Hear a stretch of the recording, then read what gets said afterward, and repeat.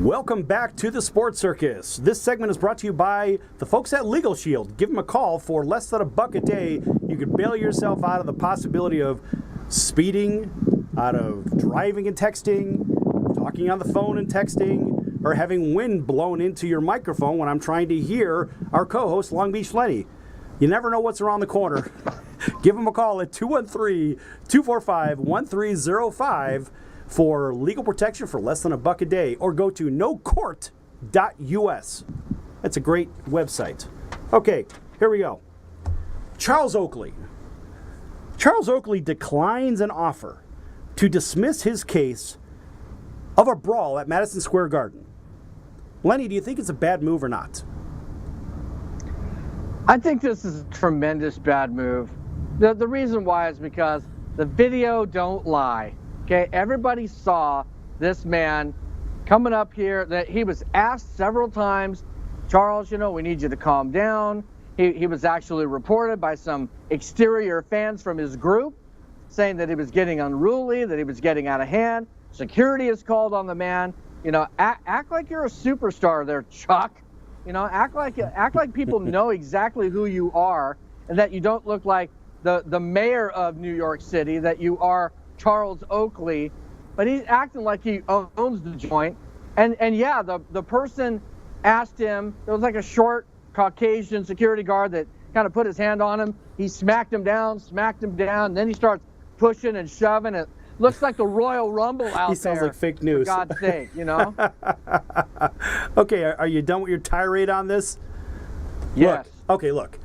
The bottom line here is that Charles Oakley, his attorney, is very smart. Very, very smart, because he advised Charles Oakley to fight a claim that was made against him. Yes, you have video, but you don't have long-running video, so you don't have the previous and the post. But most importantly, I like the move because he's fighting a criminal case. If he agrees and they drop the charges, guess what? Now he's proven, he has admitted that he's guilty. Therefore, if he admits that he's guilty, now he cannot pursue a civil suit. That's the problem. So you fight the criminal, and then you win or even get basically a push on that, and then you pursue the civil suit, and that's where you make your mega money. So at the end of the day, his name will be reinstated if he wins in his trial in August, which is probably what's going to happen. They're going to either reduce or just acquit him, all right? Then he's going to go back to Madison Square Garden whenever he wants to, and nobody can tell him that he can't. He doesn't need Adam Silver or Michael Jordan to step in. That was quite funny when Michael Jordan stepped in, because Jordan can't stand him. So the league was so desperate to put this fire out, they brought Jordan in, who fired him from the Chicago Bulls. Another story. So the fact is, Charles Oakley made a brilliant move under the advisement of his attorney. I would have did the exact same thing, because the long-run results are significantly better than saying, okay, I'm a bad guy, go ahead and slap me on the wrist, and I'll never do it again, and all this other BS. No.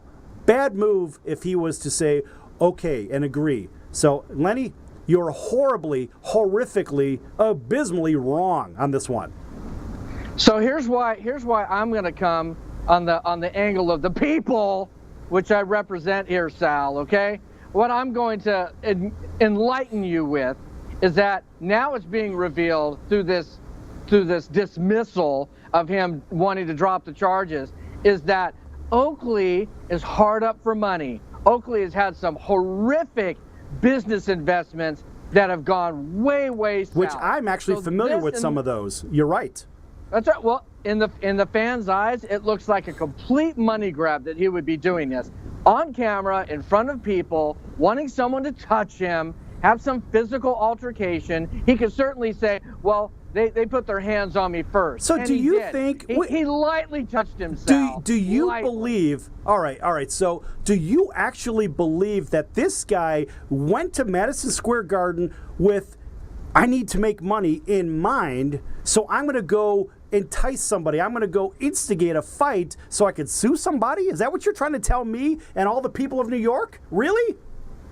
It certainly can look that way, and New Yorkers would probably back that up, knowing he was a bull at one point. He okay? played 10 years for this fine city, and he brought them to the NBA Finals. Yes, they didn't win, but at the end of the day, this guy was loved by the fans. They loved him. He is not a Horace Grant, okay? Horace Grant, as you know, can walk into Chicago, and he doesn't have to pay for another meal in his life. But that's okay? Chicago. People are more civil in Chicago. People are very hot and cold in this city here. New York's just that way. Even our engineer, he's from New York. He's from Queens. He has the same thing, and he's just giving a big nod of the head yes. It's the same.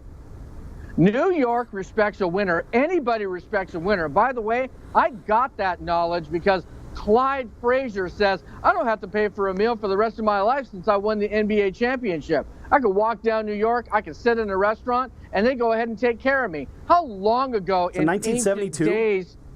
Yeah, when they were when they were finishing the pyramids, okay? Right. And the Sphinx nose broke off. That's when he ended up getting that title, and he still to this day doesn't I don't think the Statue of Liberty was delivered yet. That was 1770, whatever. Yeah. I do firmly believe that Oakley, being in dire straits for money, got on his best suit, probably his last suit that he had. He dry cleaned that thing, and he got that all for show. You're out of your mind. You're out of your mind. Get out of here. You're out of your mind. What is it? He's like 6 feet 10 and about 3 bills. And he's picking a fight with like 6 guys. He's over here, looking like King Kong and Fay Ray's about ready to get rescued. He's almost people. Lenny, that's almost as ridiculous as Adam Silver saying, well, we don't have enough Chinese players in our league. What the hell is that all about? Really? Because they don't, and they have a lot of guys that can play some NBA basketball, or they're in the league over there in China. They have great walls of China over there, but they don't have a Yao Ming anymore. They don't have a Yao Ming. They don't have that type of quality player. In fact, the players that are playing over there in China, you've got some high-quality D-League play from the United States that's playing over there. So I don't know why. Why would Adam Silver open his mouth? Because it doesn't matter where you're from. The NBA is an international league. It doesn't matter. If the Chinese players aren't good enough, well, stay over there until you get good enough and then come over here and play in the big show. But in the meantime, stay behind the wall and tune up your game. Well, the thing is that you have somebody like I'm escaping his name right now, Manu Ginobili. You have him retiring. He's an Argentinian. Now they have somebody out of Argentina that's gone. You have some Euro players in there. You have a certain mix of guys. You have an Israeli guy that's in the NBA. So he is looking for somebody. The Jeremy Lin experiment is over. Jeremy Lin hasn't been relevant since he had those 8 great games, and that's it. So you don't have anybody that is of Asian descent that is not even an all-star caliber. We're not even looking for that. We're looking for somebody who's relevant.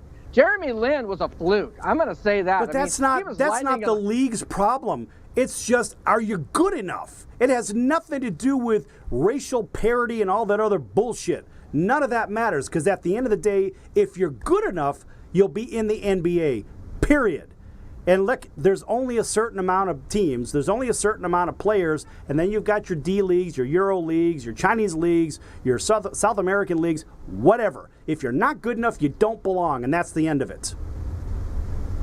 You're right. You don't belong in here. But the thing is, though, is that they're not making chump change overseas either. Right. I've got plenty of people that are there that I know of that play overseas, making a lot of money, far more than they would here. This means 30 seconds, by the way. All right, so we've got 20 seconds left. Okay. Right. For all you at home, it's live, folks. You never know. This means 30. This means 15 seconds. And right now, we're right about here. So we're going to pick this up for segment 3 in just a couple of minutes now because we have 10 seconds. They're giving me a power sign. Right. I feel like a third base coach here. All right. We'll see you on the other side here in just a minute.